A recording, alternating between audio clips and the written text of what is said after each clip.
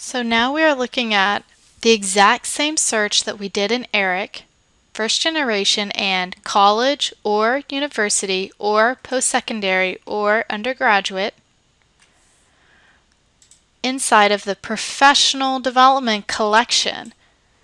I'm going to flip over now. Here's ERIC. We had 1,117 results.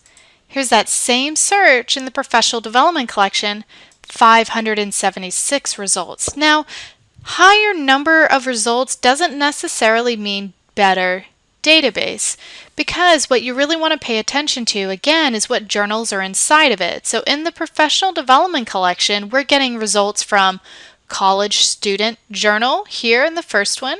That's also coming from College Student Journal in the second one. This third one has Journal of Latinos and Education.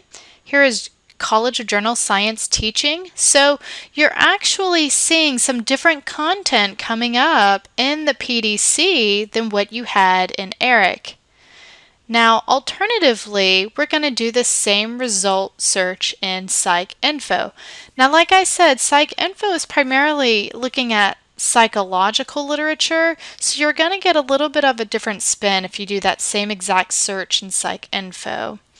So what you see coming up in PsycInfo, you actually have many more results, 1,876. A lot of these coming up are dissertations. As you can tell, PsycInfo has dissertations inside of it. So let me scroll down and see if we can get some articles. And here you go, academic journal, dissertation. Here's an academic journal.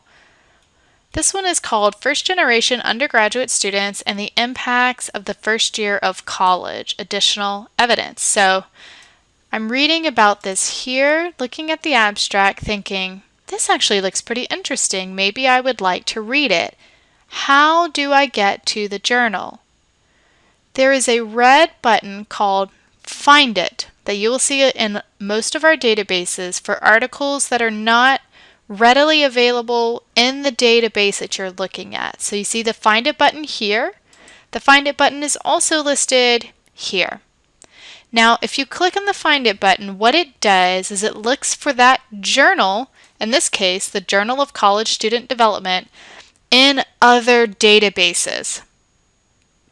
Just because an article is not full text in one database doesn't mean it's not available in another. All of our databases don't talk to each other, so you have to do this crossover with the Find It to figure out if it's available. So I'm going to click on Find It. It's going to open up a new window. And if it has indicated that there's a link into another database, it'll be right at the top. Find this article in full text from Project Muse. Project Muse is actually the name of another database. Now, if it doesn't have the full text article in another database, this won't be listed at the top.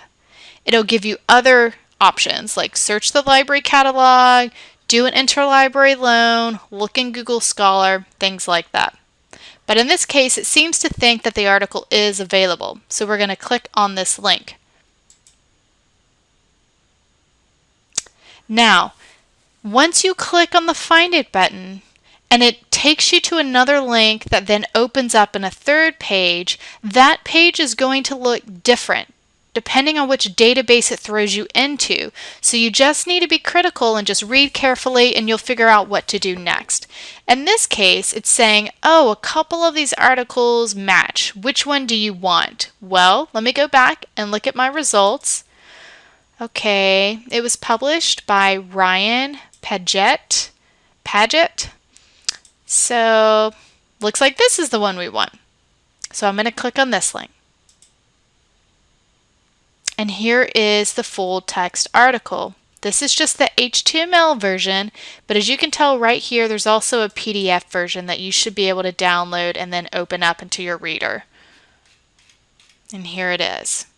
Okay, so when you're in the databases and you don't see the article, like here, available full text, that doesn't mean that you can't get it. You want to click on the Find It button.